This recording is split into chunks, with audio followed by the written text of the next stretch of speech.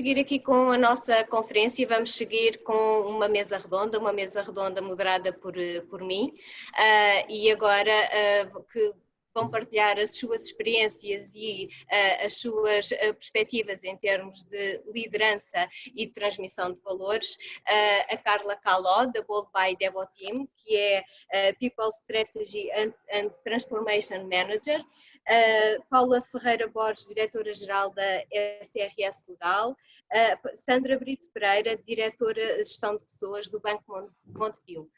Bom dia a todas, podem estar as três com o micro em aberto. Bom dia. Bom dia. Bem-vindas, e agora o desafio vai ser falar de o coworking entre o board e os colaboradores, a partilha de valores, e vou começar aqui com a primeira questão de como se fazem viver os valores na vossa organização, alguns exemplos concretos daquilo que tem sido feito. Paula, não sei se começamos por si. Sim, pode ser. Bom dia a todos, muitos parabéns à EFE por mais este evento tão relevante, de partilhas tão interessantes para todos nós. Como é que se vivem os valores na minha organização, na SRS Advogados? Bom, para começar, é uma sociedade de advogados, não é? Com todas as particularidades que estão inerentes a esse tipo de sociedades, a esse tipo de prestadora de serviços, e portanto seguramente terá valores que são comuns a muitas outras. O que eu destacaria de diferente e que eu encontrei aqui de diferente, eu já tive muitos anos na banca, passei por consultoras também, e o que é que eu notei aqui de diferente logo no primeiro momento, assim que cheguei? A proximidade. Eu nunca me esquecerei que fui recebida com taças de champanhe, foi uma coisa que me deixou assim, achei uma ternura, e rapidamente percebi que isso era comum, ou seja, não tinha nada a ver com o meu cargo nem com o facto de ser eu, é uma coisa comum, é um gesto de boas-vindas que a sociedade faz. É uma sociedade que leva o tema da responsabilidade social muito a sério, há muitos anos, não só agora porque está um bocadinho na moda nestes últimos anos, mas há muito tempo, e tenta incutir em todos os colaboradores este espírito do olhar o outro, o levar a solidariedade à séria. Obviamente o foco está no cliente, o foco está no serviço prestado ao cliente, sem dúvida, é disso que vivemos, naturalmente, mas em termos de como é que isso transporta para a cultura da organização, para os valores da organização, vejo muito este cuidado da preocupação com o outro. Por isso é que dizemos a família é SRS, porque é de facto um ambiente muito familiar, somos cerca de 130, mas é um ambiente muito familiar. Tudo é comemorado, costumamos fazer um arraial no Santo António, que este ano não podemos fazer, e então o Pedro Rebelo de Sousa lembrou-se apesar de, como não podíamos fazer o arraial, presentear os colaboradores com umas garrafas de vinho e umas máscaras com o logotipo da SRS, a sinalizar o momento. Portanto, são pequenos exemplos de que acaba por se transmitir este cuidado com o outro e de como é importante dar atenção ao outro, nos pequenos pormenores. E isso, naturalmente, transporta-se para o cliente. Portanto, para passar a palavra às minhas colegas de mesa, à Sandra e à Carla, deixo este mote de entrada, um bocadinho esta partilha do que é a minha vivência na SRS Advogados. Tem, no fundo, um valor muito familiar presente. Sandra, quer partilhar um bocadinho da vossa experiência no Banco Montepio? Claro que sim, Ana. Muito obrigada. Bom dia a todos. Agradeço muito o convite e parabéns à IFE, que também se soube reinventar, não é? Neste paradigma tão atípico. De facto, estamos aqui a fazer aquilo que é a grande Expo RH de todos os anos, completamente digital. Quem diria, não é? Se há um ano falássemos sobre isto, parecia inacreditável. Muito obrigada. Bem, o Banco Montepio é uma instituição com 176 anos de história, portanto, como veem, a sua gênese já foi uma gênese associativa, mutualista, sempre com uma grande impressão de valores de solidariedade, de coesão, de colaboração logo na gênese.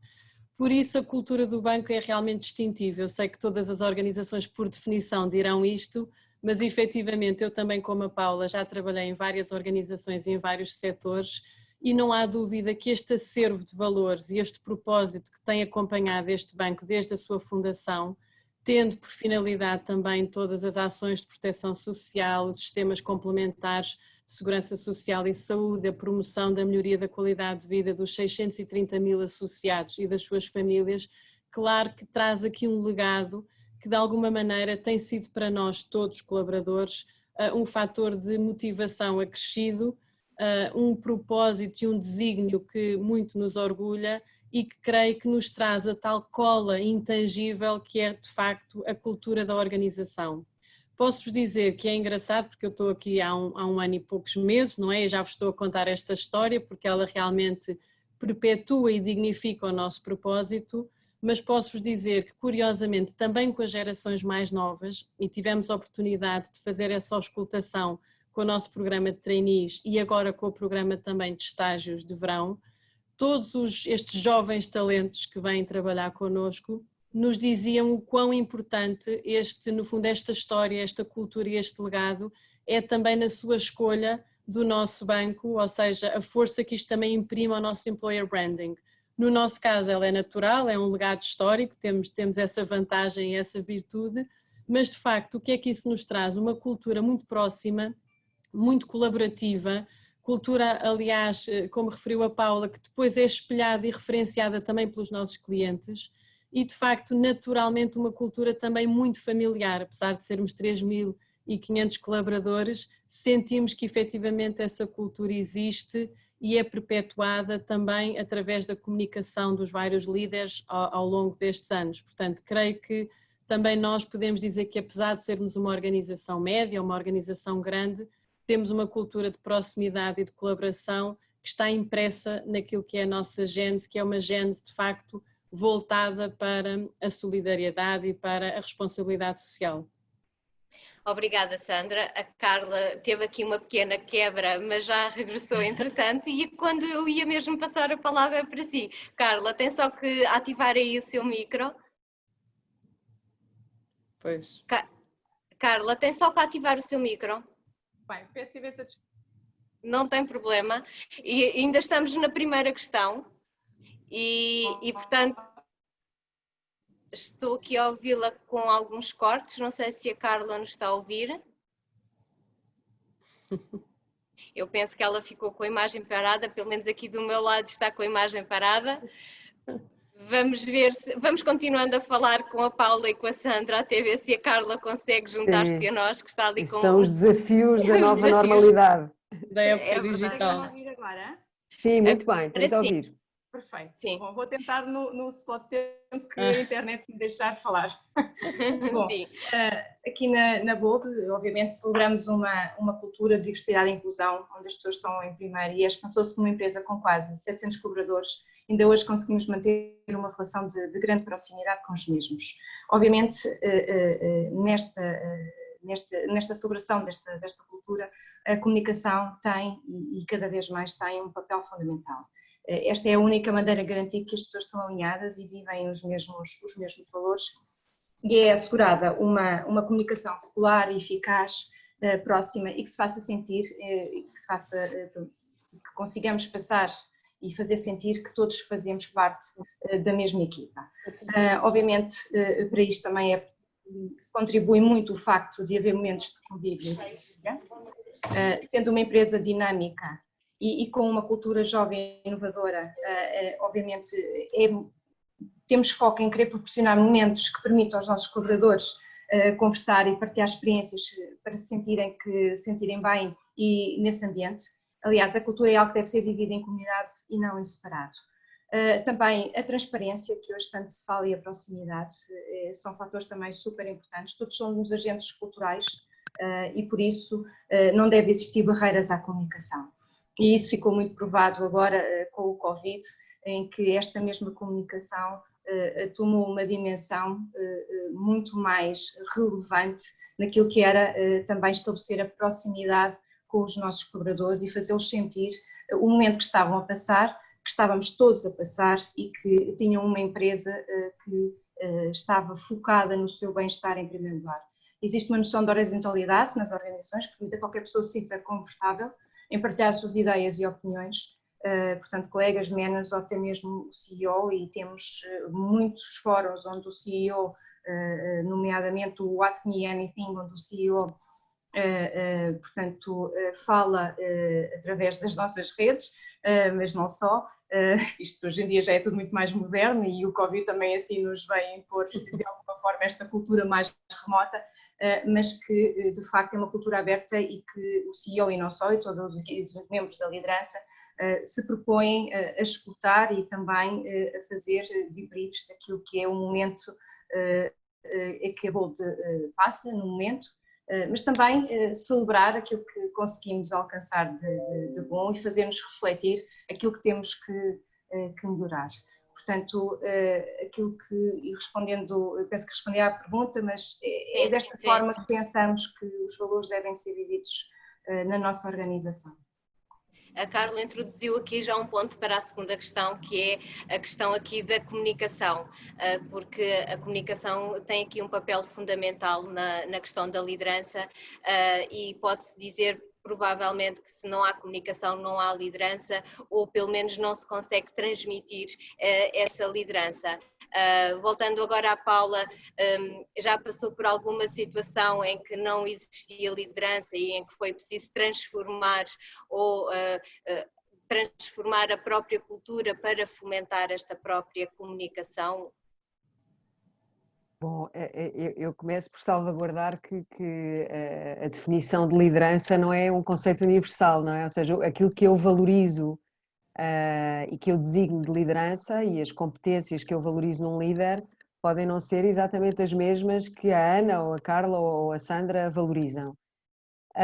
Naquilo que eu valorizo e naquilo que para mim é relevante num líder, naturalmente que já senti ao longo dos muitos anos de carreira que já tive momentos em que não senti essa liderança presente. E aí como atuar, o que fazer? Exatamente. Eu aquilo que faço, e tenho feito isso ao longo da minha vida, não quer dizer que corra sempre bem, mas continuo a achar que é a melhor abordagem, é uma abordagem de transparência e de verdade. Ou seja, se eu tenho que reportar a alguém que supostamente deve ser o meu líder, aquele que me move, não é? Aquele que tem que me coordenar, que me motivar, e eu sinto que não há essa liderança, que eu não estou a receber essa orientação, ou que há vazios ou que há zonas cinzentas, eu falo. Eu levanto o braço e comunico e digo, olha, ou tratando por tu ou por você, consoante a intimidade que se tenha com a nossa hierarquia, mas acho que essas situações não se devem deixar avançar muito. Acho que é enfrentá-las com verdade e transmitir às pessoas, dizer, olha, é assim, passa-se isto, eu não estou a sentir, estou com imensas dúvidas, nem sequer tenho a certeza se estou a ir ao encontro do que tu queres que eu faça, e portanto preciso de me alinhar aqui contigo, porque eu também preciso de mais orientação que neste momento sinto que não estou a ter. E portanto isto, sem usar a palavra liderança e sem ferir ninguém, sem ferir a autoestima de ninguém, não é isso que se pretende, é uma conversa que tem que ser win-win, não é? Fazendo isto, eu já tive surpresas muito interessantes, porque muitas vezes ao iniciar este diálogo, abre-se ali a oportunidade para a outra pessoa, a quem se calhar também nunca lhe ensinaram a ser líder, e que se calhar chegou a uma posição de liderança ou por antiguidade ou porque foi necessário assumir aquela posição em determinada altura e essa pessoa não teve a sorte de ter a preparação adequada para isso, nem nunca teve coaching para essa função, se calhar também nunca ninguém lhe tinha dito isso com esta frontalidade, com essa verdade. E já tive reações muito, acho que não cheguei a ter nenhuma reação propriamente má, as reações que tive foram sempre muito positivas, no sentido de até uma certa surpresa, a sério, mas então, mas qual é a dúvida? Mas eu achei que tinha sido claro, não foste claro, passa-se isto assim, assim, é isto que pretendes, não é isto que pretendes, e muitas vezes isso abre espaço para a outra pessoa iniciar uma reflexão e ter ali um momento de brutal honesty que pode ser muito relevante para o crescimento também daquele que é suposto ser o nosso líder, não é? Portanto, nós nessa situação estamos a liderar o líder. Portanto, eu acabo sempre por, ao longo da minha vida, e já trabalhei, já tive funções muito diferentes, com populações muito distintas, uns mais académicos, outros menos académicos, administrativos, técnicos, enfim, toda uma grande variedade, uma riqueza muito grande e aprendi com todos. Lideranças muito diferentes, umas muito centralizadoras, outras totalmente delegantes, todas com os seus pontos positivos e pontos negativos. Agora, num determinado momento, quando nós que queremos ser liderados, sentimos que aquele que é suposto nos liderar não está a assumir esse papel, não está a comunicar com clareza, não está a comunicar o que é suposto comunicar, ou pelo menos então que nos explique porque é que não está a comunicar o que eu esperaria que comunicasse, porque muitas vezes há uma explicação lógica e concreta para isso. E se nós soubermos isso, aceitamos, entendemos, não é? Portanto, sempre que isso não acontece, ou que eu sinto que não acontece, eu devo procurar uma explicação, eu devo procurar transmitir isso e dar oportunidade ao outro de me dar esse feedback. E muitas vezes essa explicação acaba por servir para os dois lados. Eu fui útil ao outro e o outro, o líder, com a explicação que me dá, acaba também, se calhar, por desmistificar algumas ideias erradas que eu teria no início.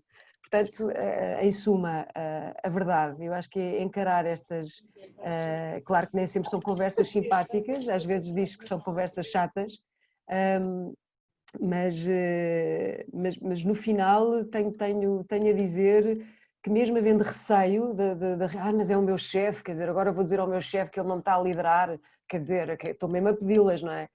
Obviamente que pode ser um ponto de partida desconfortável, mas no final, se for uma conversa séria, correta, com cortesia, com educação, o resultado, o balanço é muito, muito positivo. Muito positivo. Não achas, Sandra? Acho, Paula. Estava-te a ouvir com muita atenção.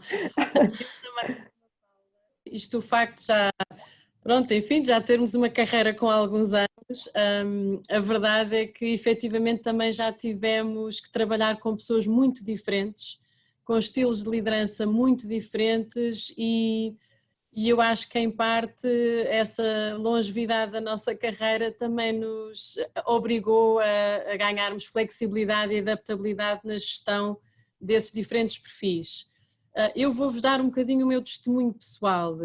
O que é que eu normalmente faço quando sinto talvez essa fragilidade ou essa lacuna também naquilo que seria a minha perspectiva de liderança, que de facto é sempre um bocadinho subjetiva, não é? Porque se calhar também vem colmatar as nossas próprias lacunas, não é? Ao precisarmos da orientação e do apoio dos outros. Mas o que eu tenho sentido mais é, no fundo, a adoção de uma dupla estratégia, que é, se eu tiver a oportunidade, tento ajudar a reforçar a confiança do líder, ou seja, sugerir iniciativas, atividades em que a sua posição como líder possa ser reforçada, tendo eu normalmente sensibilidade para o clima da organização e alguma informação privilegiada sobre como é que os colaboradores estão a sentir e podendo também por isso essas recomendações serem importantes para impelir o líder a agir, não é? Isto é uma das coisas que eu tenho feito, continuo a fazer e acho que faz parte também da nossa missão como no fundo um bocadinho barómetros de como é que está o clima da organização. Por outro lado, paralelamente, muitas vezes o que eu sinto, porque tenho trabalhado muito em processos de transformação organizacional, eu costumo dizer, a brincar, que é preciso alguém para o primeiro embate, não é? E que a minha função muitas vezes é colocar o colete de balas, não é? E, no fundo, proteger um bocadinho o líder para tudo o que são aquelas primeiras edições, programas piloto, iniciativas mais disruptivas ou iniciativas de maior transformação cultural assumida, em que muitas vezes o líder vem numa fase mais robusta do projeto, em que se sinta mais confortável quando a resposta foi positiva. E eu acho que o nosso papel é um bocadinho ter esse lado um bocadinho talvez corajoso, não é? De avançar com os projetos, de os assumir um bocadinho enquanto nossos e de tentar de alguma forma dar essa força ao líder para ele aparecer numa fase posterior de maior consolidação. Acho que isto obviamente depende muito da função do perfil, do contexto de liderança, de também um bocadinho daquilo que é o nosso propósito e da nossa missão na organização. Por definição, eu trabalho há muitos anos e acho sempre que a nossa leitura nunca tem no fundo a consciência das variáveis todas em jogo, portanto também temos que ter sempre alguma humildade e por isso é que eu assumo mais este lado de construção, de apoio e de reforço pelo coletivo, porque efetivamente isto é sempre muito complexo, multidimensional, variáveis muito interligadas, grande sensibilidade dos temas e portanto é sempre difícil. Mas eu diria que neste no fundo pendor mais construtivo de também ter a coragem de fazer recomendações, de fazer sugestões, de trazer a leitura do contexto com essa informação acrescida que nós normalmente temos porque trabalhamos com os colaboradores e portanto sentimos-los muito e com a tal coragem, como dizia a Paula, de ser transparente, não é? E de nos assumir também com a maturidade que temos, não é? Somos profissionais maduros, temos um determinado propósito que é para a organização e, portanto, nesse aspecto eu sinto que também vale sempre a pena tentar trabalhar melhor essa relação em prol do coletivo, não é? Que no fundo essa é a nossa missão acima de tudo. Carla, já teve alguma situação em que teve que falar diretamente com o líder e falar desta questão da falta de comunicação? Eu subscrevo tudo o que a Paula e a Sandra acabaram de comentar. Acho que todos nós, em algum momento da nossa vida profissional, e especialmente pessoas como nós que já temos alguns anos de experiência, nos deparamos com pessoas que, pelo seu estilo de liderança ou pela falta dela, nós não nos, portanto, nos revíamos. E obviamente a solução, penso eu, nunca estará por Carla? voltar as costas. Estão-me a ouvir? Sim. Sim. Peço desculpa. Estamos a ouvir. E então, isto hoje está muito difícil para o meu lado. Portanto, eu penso que a liderança, obviamente, é de facto algo super importante e há aqui também uma questão que é importante e para não me repetir, face àquilo que a Sandra e a Paula disseram, que é importante, que é, há uma diferença entre liderar e gerir pessoas, não é? E, portanto, logo aí começa também esta questão.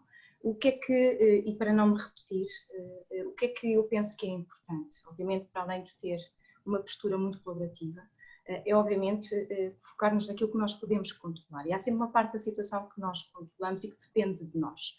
E, portanto, para não nos desmotivarmos, não é? É continuar a focar naquilo que está ao nosso alcance, poder intervir, alterar, modificar.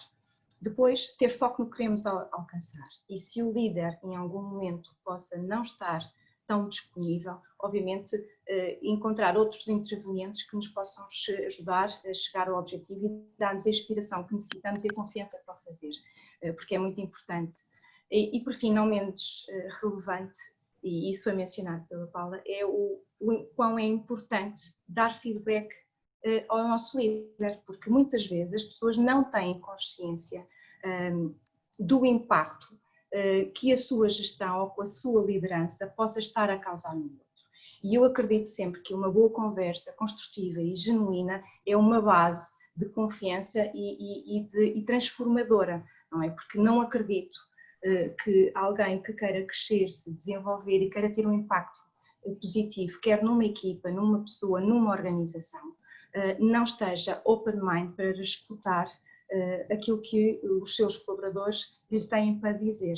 E, portanto, aí também assumo sempre uma postura muito colaborativa, muito de conversar e tentar perceber como é que juntos podemos alcançar aquilo que são os objetivos, quer sejam eles de equipa ou mais macro, de companhia, porque sabemos todos que uma liderança ineficiente ou uma má liderança pode afetar seriamente o engagement dos colaboradores e os resultados,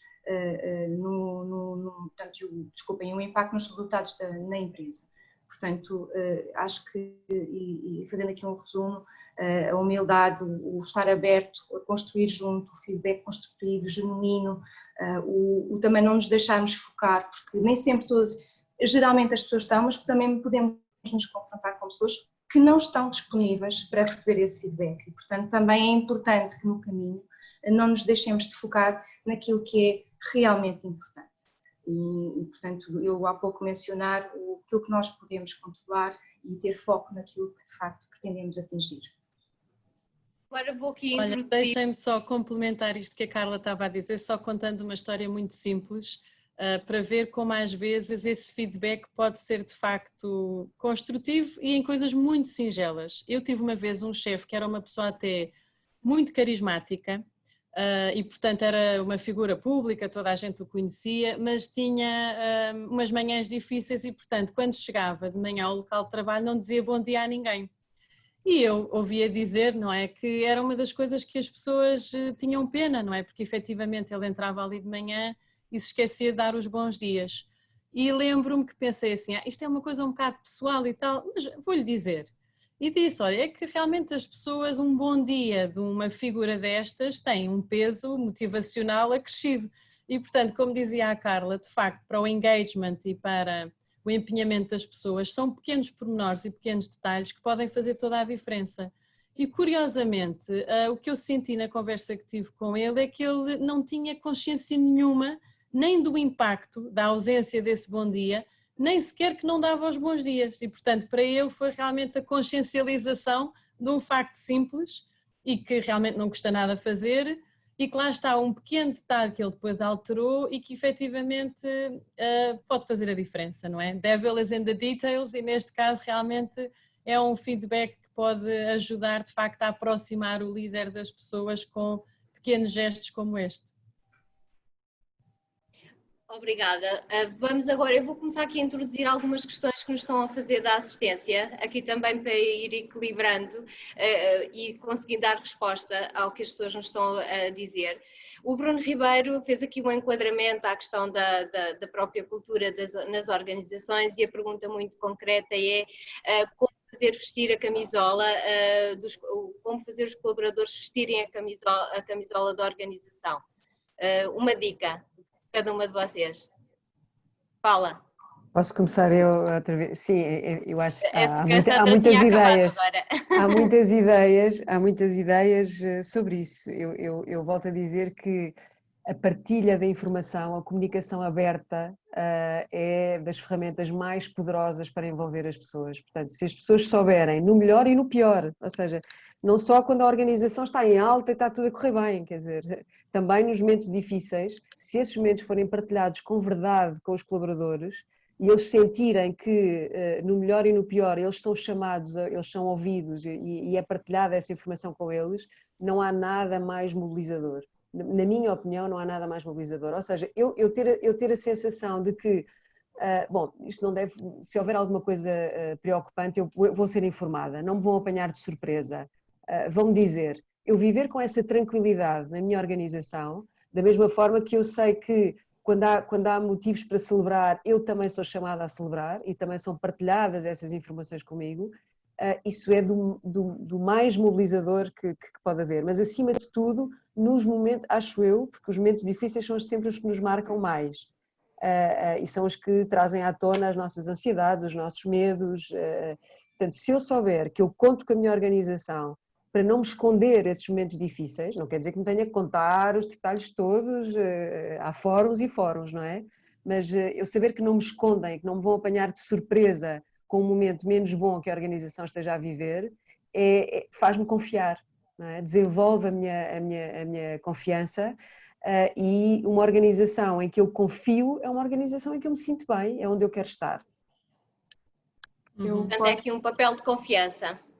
Eu posso acrescentar que também acho que é super relevante a missão e o propósito. Isto é um tema que se fala hoje muito, mas que eu já trabalhava anteriormente, há muitos anos que trabalhamos a questão da missão e o propósito, e acho que é muito relevante e muito importante. As pessoas têm que saber o porquê do que é que nós fazemos o que fazemos, qual é o seu papel naquilo que estamos a fazer, e acho que quando essa missão e esse propósito é claro para todos, há um tal vestir de camisola e um engagement totalmente relevante.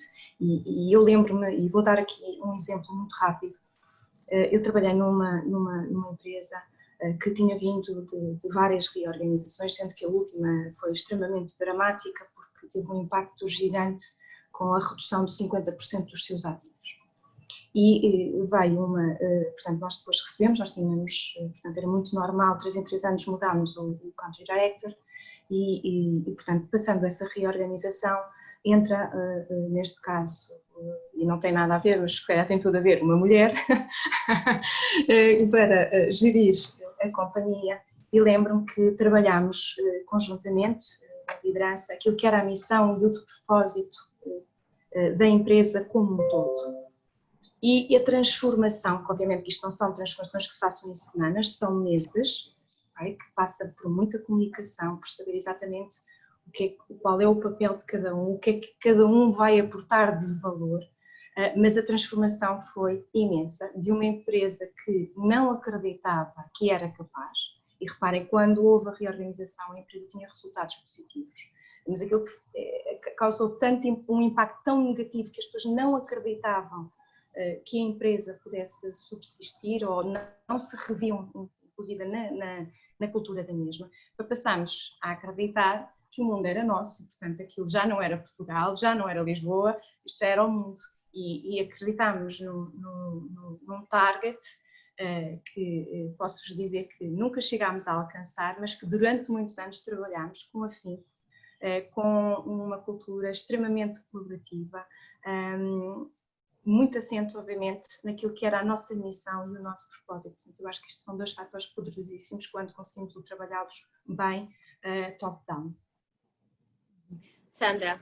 E eu, talvez, para complementar a Paula e a Carla, eu o que destacaria é talvez a autenticidade e a genuidade da liderança, não é? Um líder mais humano que até mostra a sua vulnerabilidade. Eu estudei e vivi nos anos 80 nos Estados Unidos, mais concretamente na Califórnia, e tinha aqueles ídolos da liderança das grandes empresas, não é? Como o Jack Welch, da General Electric, que eram líderes quase sobre-humanos, não é? Eram verdadeiras estrelas que apareciam assim completamente acima do comum dos mortais.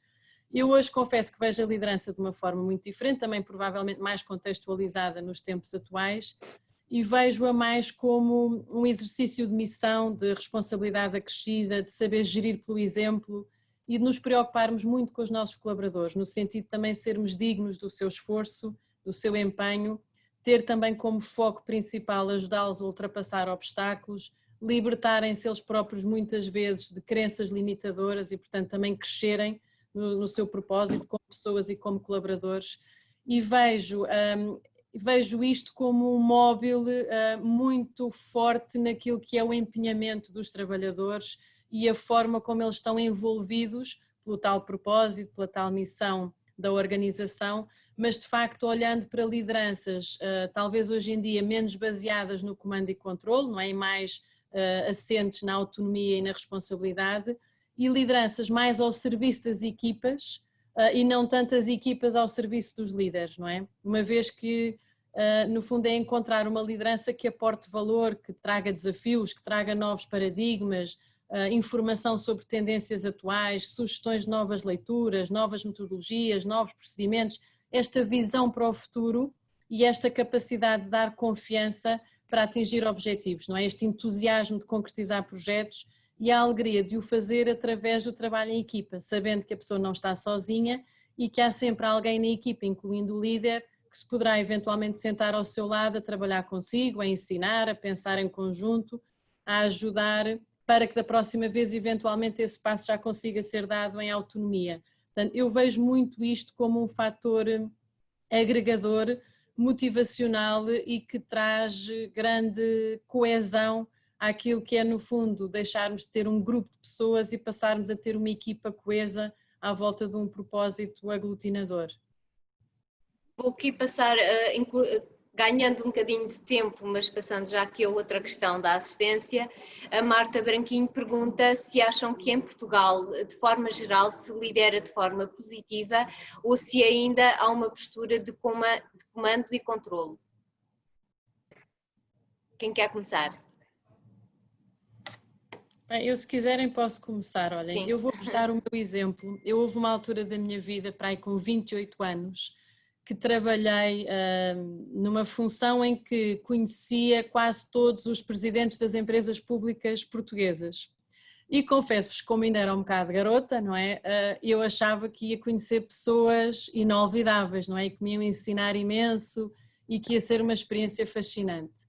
e posso-vos dizer que na altura fiquei um bocadinho desiludida, porque efetivamente esses perfis que eu ansiava, se calhar, e ambicionava ter como interlocutores, não eram efetivamente aquilo que eu estava à espera, porque, como diz a nossa participante, de facto eu encontrava culturas muito assentes no comando e controle, muita desconfiança sobre os colaboradores e assentes muito na força, na supervisão, e muito pouco no crescimento, na flexibilidade, no encontrar novas oportunidades, novas soluções. E, para dizer a verdade, acho que as coisas têm mudado bastante, felizmente. Notamos muito, especialmente nas startups e nas empresas mais modernas, um paradigma completamente diferente de gestão, não é? Muito mais assentes na informalidade, na flexibilidade, na adaptabilidade, que antigamente nós víamos de facto em alguns setores de forma privilegiada, não é? Talvez os setores das tecnologias de informação, marketing, publicidade, mas não víamos naquilo que são os setores mais pesados. Eu sempre trabalhei em setores um bocadinho mais tradicionais e, portanto, o que eu vos posso dizer é que sinto como profissional que tem vindo a ser feita paulatinamente uma evolução. De facto, acho que as empresas estão bastante diferentes do que estavam nos anos 80 e nos anos 90, mas ainda assim eu diria que maioritariamente aquilo que nós ainda vamos encontrando ainda são de facto modelos muito tradicionais de gestão. O que a nós, profissionais desta área, também nos deixa um campo enorme de desafios, porque não há nenhuma organização onde eu já tenha trabalhado, e já trabalhei em muitos setores muito distintos, onde não haja espaço para fazer a tal transformação cultural. É claro que com a humildade de a fazer dentro daquilo que é possível no contexto, não é? Muitas vezes eu própria me deparei nas tais conversas com as minhas chefias que me diziam, olha que a organização não tem maturidade para irmos tão avante, temos que ir um bocadinho mais devagarinho. E também me lembro como jovem muito impetuosa de querer fazer as coisas de forma muito acelerada e às vezes se calhar olhava para trás e era a única a correr, não é? Portanto, de facto nós temos que saber também fazer as mudanças contextualizadas no seu tempo e agregando as pessoas à volta destes projetos, não é? Mas efetivamente temos muito para mudar ainda nas organizações e na maior parte das empresas portuguesas, temos que o fazer com as pessoas que temos, com as lideranças que temos e eu acho que esse é verdadeiramente o desafio, não é? É de facto nós acreditarmos que há modelos mais flexíveis, que efetivamente trazem mais rendibilidade, mais produtividade e mais qualidade de vida também à nossa força de trabalho e que efetivamente podem tornar as organizações muito mais produtivas, mas cabe-nos a nós também fazer essa evangelização e de alguma maneira dar provas rigorosas com argumentos factuais de que efetivamente os projetos que nós apresentamos são nesse sentido e têm robustez para poder ser acreditados e aprovados, não é, pelas nossas administrações e pelos nossos líderes de topo. Portanto, cabe-nos a nós trilhar esse caminho e ainda bem. Eu só acrescentaria aquilo que a Sandra estava a mencionar, o facto que eu acho que a situação que nós hoje estamos a viver, em que passamos maioritariamente a trabalhar remotamente, pelo menos nos últimos 3 meses, assim tem sido para a grande maioria das empresas e nós temos vindo e estamos a assistir a um regresso muito pautado das pessoas aos espaços físicos, não é? E, portanto, eu acho que de alguma forma isto também vai acelerar a tal transformação e a tal transformação da liderança, porque obviamente nós ainda na grande maioria em Portugal, acredito, gostávamos muito de exercer uma liderança quase de proximidade, não é? E o facto de estarmos remotamente vai exigir dos líderes uma forma de estar, dos líderes e das pessoas que gerem pessoas, uma forma de estar completamente diferente, não é? Porque a forma de comunicar e de chegar às nossas equipas era diferente no início do ano, até o início do ano, daquela que vai ser agora.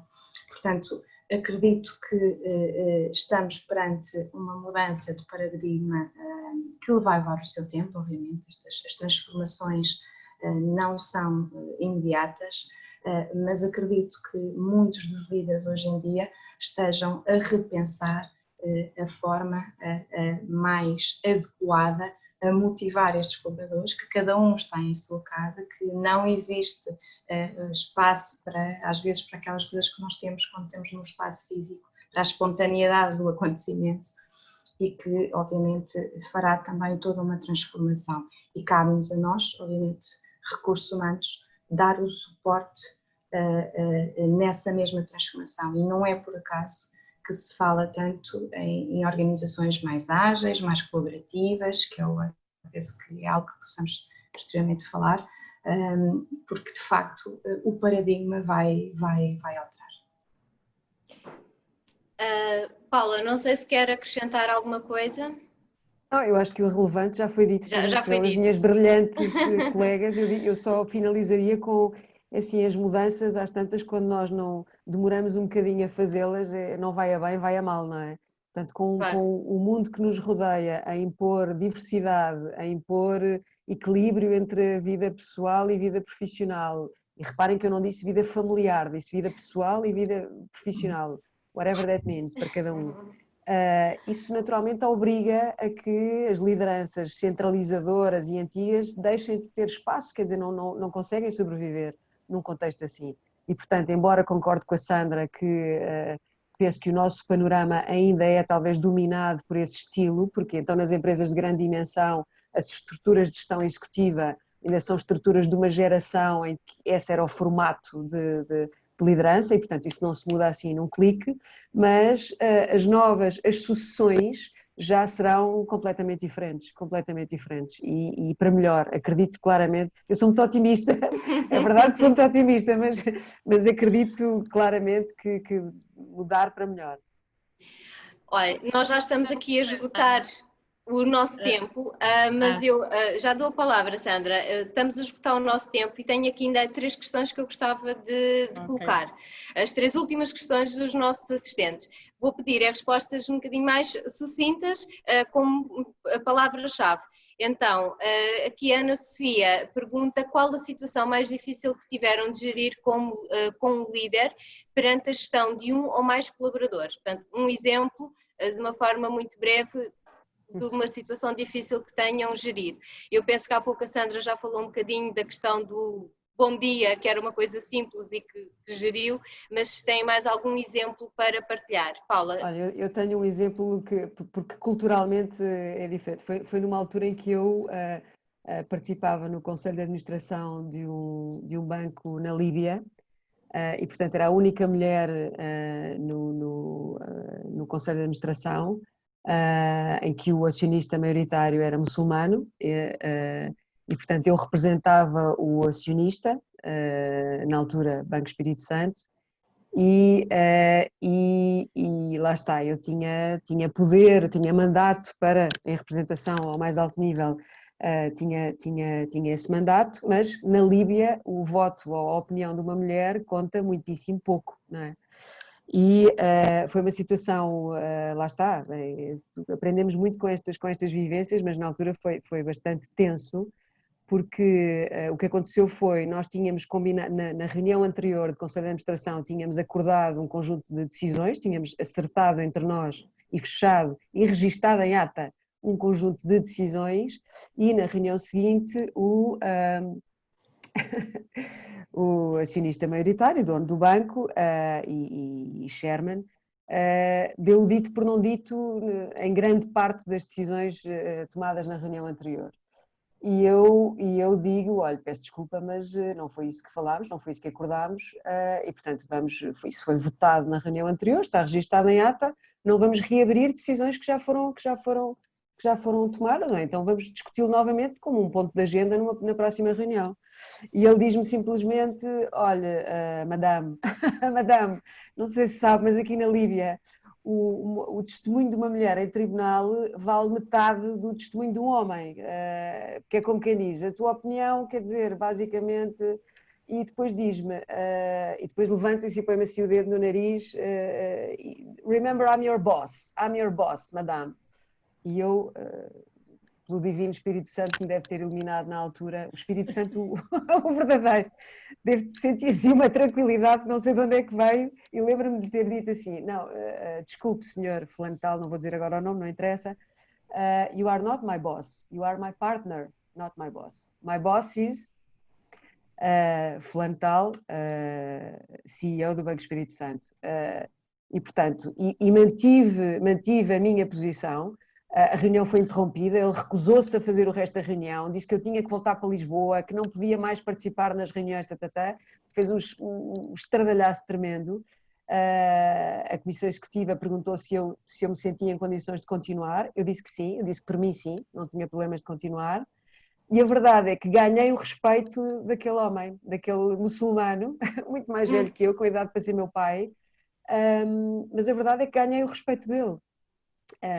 Não foi logo, não é? Ainda tivemos ali umas quesílias a gerir, porque a verdade é que ele perante os outros foi desautorizado por uma mulher, e isso foi muito constrangedor para ele, mas ganhei o respeito dele e no fim acabei por ter até uma carta de louvor que ele dirigiu ao Conselho pelo meu profissionalismo. Portanto, volto a dizer, a verdade compensa.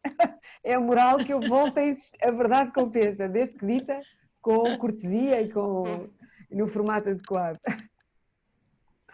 Ok, vou aqui fazer uma outra questão. O João pergunta quais as competências-chave de um líder no mundo atual. Vou pedir uma competência a cada uma de vocês. Carla? Bom, eu já falei em algumas, mas uma, obviamente, para uma. mim é uma. Confiança, gerar confiança. Ok. Sandra? Genuidade. Paula?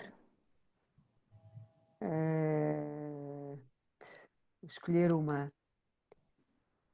Como é a última, pode dizer duas, para não ser difícil. Duas fundamentais. Uma para mim é que seja competente. É fundamental que seja competente. Porque às tantas falamos só de competências soft skills e a competência, se não há competência, tudo o resto. Segunda, que goste de aprender e goste de ensinar. As duas juntas, duas em um. Continuo a gostar de aprender e gosto de ensinar.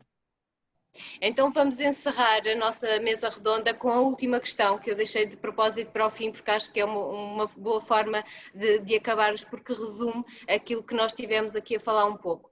A Andréa Guerreiro diz-nos se numa liderança mais aberta e liberal, qual a melhor forma de aumentar o engagement entre os colaboradores e os valores e missão da empresa, que no fundo foi por onde nós começámos, mas é uma forma também de concluirmos a mesa redonda desta forma, uma mensagem-chave que vocês queiram passar em termos de como é que se pode melhorar o engagement nas organizações, fomentando aqui entre os valores e os colaboradores, também de uma forma muito sucinta, mas é a forma também de encerrarmos esta própria mesa redonda. Olha, eu posso dar uma sugestão. Diga, Sandra. Pronto, peço desculpa. Não sei se me ouviram. Perfeitamente. Sim. Carla, força. Não, já ia começar. Não sei. Conclua que eu depois complemento. Eu o que é que sinto que funciona muito bem é encontrar plataformas de proximidade entre a liderança de topo e os colaboradores. Porquê? Porque há uma comunicação e uma passagem de informação que é sem filtros, não é? Não são os diretores de primeira linha, nem os colegas da administração, é ouvir efetivamente aquilo que os colaboradores sentem e pensam. E nesse aspecto, creio que nós, responsáveis pela gestão de pessoas, temos um papel fundamental. No nosso caso aqui no banco, nós já fazíamos uns breakfast with the CEO, fazíamos um lunch with the board, que é uma espécie de, o board vai no fundo a várias áreas geográficas diferentes, visita 5, 6, 7 agências e depois almoça com alguns dos gerentes e das pessoas no fundo que trabalham nessas agências, portanto eles é que se deslocam, não é, para no fundo estar mais próximos daquilo que é neste caso a rede comercial. E quando aconteceu o confinamento, tivemos sugestão do nosso próprio CEO de fazer uns e-coffee with the CEO, que é feito em Teams, digitalmente, com 6 colaboradores, que ele nos pediu que fossem o mais diversificados possíveis, não é? Nós temos uma média de idades de 45 anos e de antiguidade de 18, e ele pediu-nos para tentarmos ir a todas as áreas, a área comercial, serviços centrais, e ter aqui no fundo uma panóplia muito diversificada de opiniões e de sensibilidades. E todas as semanas, à segunda-feira das 9h30, sensivelmente às 11h, faz no fundo este fórum de auscultação, acima de tudo neste período, para que também as pessoas pudessem ter a oportunidade de explicar como é que se estavam a sentir, como é que estava a correr o teletrabalho, como é que estava a correr o trabalho junto dos balcões. E posso-vos dizer que um dos testemunhos mais fortes é que, apesar de distantes, as pessoas se sentem mais próximas, sentem que há menos hierarquia, há menos burocracia, há mais, no fundo, necessidade de encontrar a solução e, portanto, fala-se com quem nos pode trazer a solução, independentemente da hierarquia ou da forma como a estrutura está organizada. Muita fluidez, muita adaptabilidade e muito mais comunicação na organização, ou seja, paradoxalmente estamos mais juntos, estando antes do que quando estávamos todos presencialmente na empresa. E outra coisa que também tenho constatado, que é muito curioso, é algumas lideranças que emergiram neste tempo de confinamento, ou seja, talentos escondidos, pessoas que efetivamente, quando sentiram a necessidade de defender as suas equipas, orientar as suas equipas, começaram efetivamente a demonstrar um perfil de liderança, de coordenação, de proximidade com as suas equipas que efetivamente no contexto anterior não demonstraram. Portanto, é muito interessante ver como efetivamente esta proximidade com as pessoas lhes traz também este conforto, esta segurança e esta capacidade de alinhamento a toda a organização. Portanto, gostava de enfatizar realmente estes fóruns de proximidade e de informação sem filtros. Eu acrescentando só à Sandra, porque nós temos, portanto, fóruns muito similares. Eu acho que as empresas, depois às tantas, pronto, isto a roda não se reinventa, não é? Temos com outros nomes, possivelmente, mas muitos de nós têm iniciativas muito similares. E só gostaria de reforçar uma questão que a Sandra mencionou, que é muito interessante, que emergiram lideranças de pessoas que geram pessoas, mas também emergiram lideranças de pessoas que não geriam pessoas diretamente. E nós assistimos a isso porque tínhamos muitos fóruns. Nós somos uma empresa tecnológica e portanto, tínhamos muitos fóruns de pessoas que partilhavam interesses comuns e, portanto, quisemos também muito diversificar aquilo que era a nossa comunicação neste momento e tivemos iniciativas muito interessantes até de colaboradores. Eu, por exemplo, vou só enumerar uma porque acho que é interessante depois conseguir traduzir aquilo que eu estou a dizer num facto específico. Nós depois que criámos, foi à sexta-feira, portanto, uma reunião de vendas que já tínhamos, atenção, mas muito mais focada de quais eram as dificuldades que as pessoas estavam a sentir, porque obviamente as pessoas depararam-se com um fazer vendas ou uma área comercial que estava com desafios completamente diferentes, não é? Porque estava em casa. E portanto, criámos um fórum onde também cada um deles poderia especificamente durante meia hora, portanto, verbalizar qual eram os maiores desafios e aprender uns com os outros. E este fórum não foi endereçado nem por recursos humanos, nem por marketing, foi por um dos colaboradores que viu nisso, viu para já, né, esta pessoa viu que para ela isso podia ser importante e que a necessidade dela podia ser a necessidade de outros colegas seus. E de facto o fórum foi muito interessante e diria que até bastante útil, porque no momento em que, quando logo imediatamente ao facto de irmos para casa, as pessoas encontraram ali um espaço onde se identificavam e que podiam discutir os temas que naquele momento mais viam como difíceis de ultrapassar para ter sucesso e atingir os seus objetivos, e que foi algo que não foi endereçado por nenhum dos membros da liderança ou nenhum menos, mas simplesmente por uma pessoa que tinha a função dos seus peers, não é? Mas que de facto veio traduzir um valor acrescentado. E portanto é muito interessante, de facto, nestas situações, nós de facto vimos talentos a emergir, como eu costumo dizer, e isso é extraordinário, porque nos dá também outra visibilidade de capacidades que nós, se calhar, noutro contexto, não conseguiríamos de uma forma tão imediata identificar. Eu tive 30 segundos ainda. Tem 30 segundos, seguramente, para concluir. Bom, eu apostaria numa coisa que não é nova, mas que acho que é muito relevante. E voltando à pergunta, a pergunta era como fomentar o engagement na organização. Sim, sim. a questão da nossa participante. Eu apostaria num sistema de avaliação de desempenho que efetivamente promovesse a meritocracia. Nada melhor para alguém estar comprometido, envolvido com a organização, do que sentir que efetivamente o seu trabalho, o seu contributo é avaliado com seriedade, com objetividade, que conta. E que no fim há efetivamente uma diferenciação entre aqueles que contribuem mais, melhor e os que não contribuem tão bem. Portanto, com este mecanismo levado à séria, e é sempre muito difícil, sabemos que é muito difícil de implementar, porque enfim, avaliar alguém tem sempre tem um lado objetivo, esse será mais linear, mas depois há sempre um lado mais subjetivo.